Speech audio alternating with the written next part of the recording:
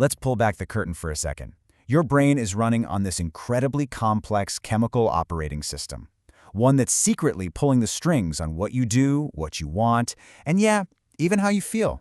We're about to find those secret controls. Have you ever felt this? You try to sit down and watch a 5-minute explainer, maybe even this one, and your brain is just fighting you the entire time. But then you pick up your phone to scroll, and suddenly 2 hours have vanished. Feels like 5 minutes, right? So what is going on here? Okay, let's get one thing straight right away. This is not a personal failing. You don't have a lack of willpower. Your brain is running on ancient survival software, and our modern world has been perfectly engineered to hack it. You're not weak, you're just being hijacked.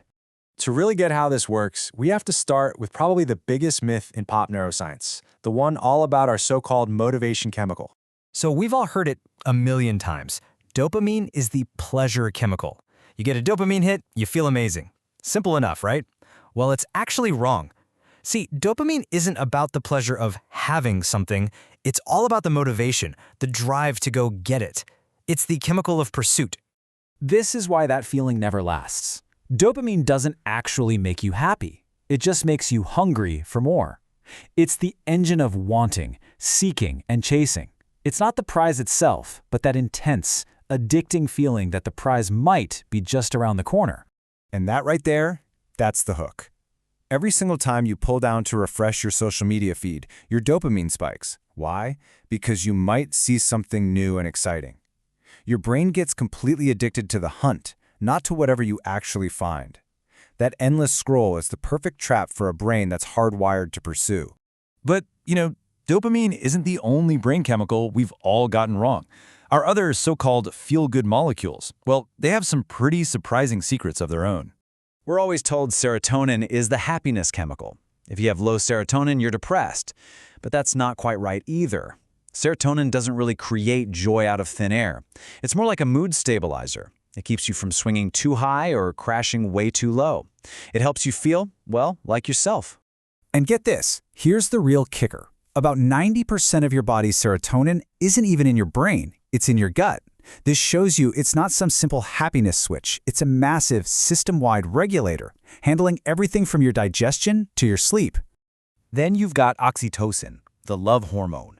It's what gets released during hugs, with our partners, and when we're bonding with friends. It creates those warm feelings of trust and connection and safety. Sounds pretty great, doesn't it? Well, there's another side to this story. It turns out the same exact chemical that bonds you so tightly to your in-group can also make you way more distrustful and biased against anyone outside of it. It basically fuels tribalism. And because it creates these powerful bonds, no matter if the connection is healthy or not, it can be a key reason why people get stuck in toxic relationships. So, okay, those are the chemicals that kind of color our experience. But what's running the whole show underneath it all? Well, it really just comes down to two things, a gas pedal and a brake. Just think of it like this. Glutamate is your brain's gas pedal. It's an excitatory neurotransmitter, which just means it gets your neurons to fire. It screams, go! On the flip side, GABA is the brake pedal. It's inhibitory, so it slows everything down and tells your brain, whoa, stop. Pretty much everything your brain does is a delicate balance between these two. And believe me, when that balance gets thrown off, you really feel it. Too much gas, too much glutamate, and you are flooded with anxiety. You know that overcaffeinated, wired but tired feeling of total burnout? That's it. And if you're constantly reaching for artificial brakes like alcohol to boost your GABA, your brain's natural braking system starts to get weak. It literally forgets how to calm itself down, which is a fast track to dependence. I know, this all might sound a little bleak. Our brains being hijacked, our systems all out of whack, but here's the good news. We can absolutely fight back. There are real, concrete steps you can take to regain control and actually recalibrate your own mind.